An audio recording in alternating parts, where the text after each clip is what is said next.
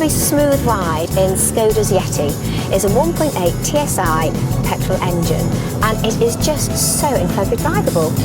So when you're pushing around town, you've got plenty of power, and then when you go on the open road, also got loads of power. So pushing around town is a bit like a diesel, it's got plenty of oomph about it, but that power never runs out.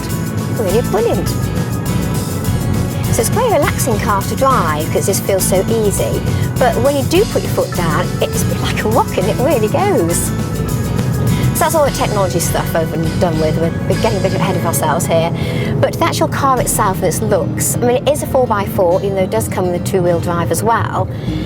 And being a 4x4, you'd expect it to be sort of a big, rugged, real SUV type look. And it's just not actually. It's very pleasant to look at. It's slightly boxy. It's not the sexiest car out there, but not out of place going to posh parts of London or not so posh parts of London. I feel it fits in very nicely. What I'm trying to say is it doesn't stick out like a sore thumb, which some 4x4s do. So inside this car, it's not maybe as huge as you'd think it might be, it feels quite tall, but there's a feel of quality everywhere about it and quite simple, which I really, really like. It's very comfortable driving position, very comfy at the back for the kids, and very versatile with all the seats, the different arrangements you can do. I particularly like the fact that the middle seat at the back folds down to become a table, you put your drinks in, keeps the kids separated, or you can get rid of that middle seat and move the outer seats ever so slightly inwards, so there's a lot more room for, say, two larger adults. We're lucky enough to have a touchscreen sat-nav, and it has a radio and Bluetooth and everything there. So easy to use. It does come at a price though, about £1,500. But I think in this day and age, when perhaps a bit sick of stick-on sat-navs now, and it's so lovely to have that, and it's such a lovely location there.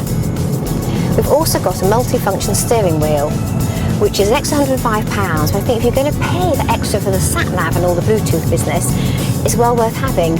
So with my thumb, I can operate the radio, the sat-nav, the Bluetooth, and all the information comes off on this little central screen here, and all that without taking my hands off the wheel or my eyes off the road.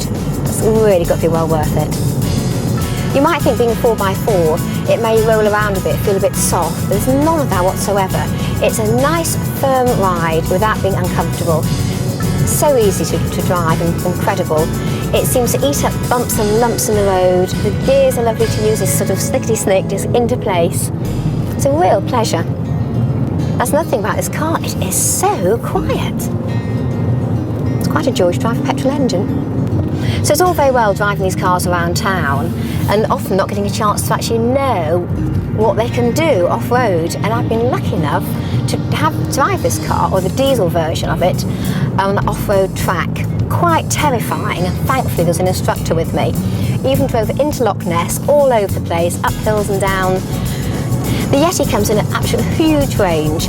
We've got, as I say, quite a powerful nippy engine with a four-wheel drive, which isn't brilliant with the miles. It's about 35 on a combined cycle and 189 grams of CO2 per kilometre.